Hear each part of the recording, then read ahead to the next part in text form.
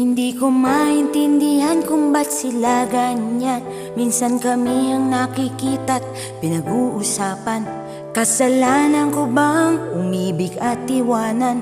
Magkaroon ng anak na tangi naming yaman. Lahat na yata ng hirap ay ginawa ko. Naging tindera na ako ng pirated sa kanto.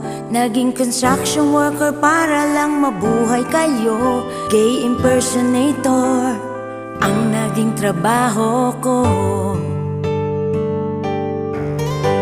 Kahirap talagang maging isang ina. Mahaba dapat ang iyong pasensya. Pero kahit andyan ang problema, para sa anak lahat ay kayang-kaya.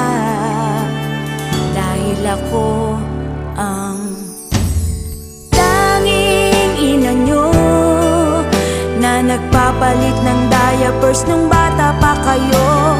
Tanging ina nyo ang nag-aalaga na mamlansya ng damit nyo. Nagpapaligo habang nagluluto ako. Nagpapakain, nag-aalaga sa inyo.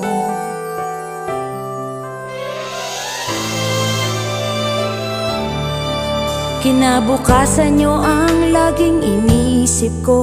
Ang mapag-aral kayo hanggang sa kolehiyo. Magtinda man ako ng gulay, isda at sago, chicharon at balot ay gagawin ko. At kahit na marami sa ating umaalipusta, sabihin man nilang lahat ang gusto nila.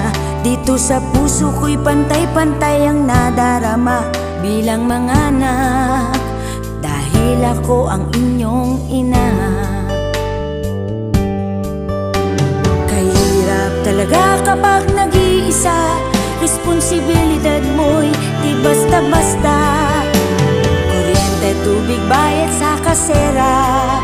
Kung may sobra may baon sa eskwela. Dahil ako ang tanging ina nyo, ang tumatayo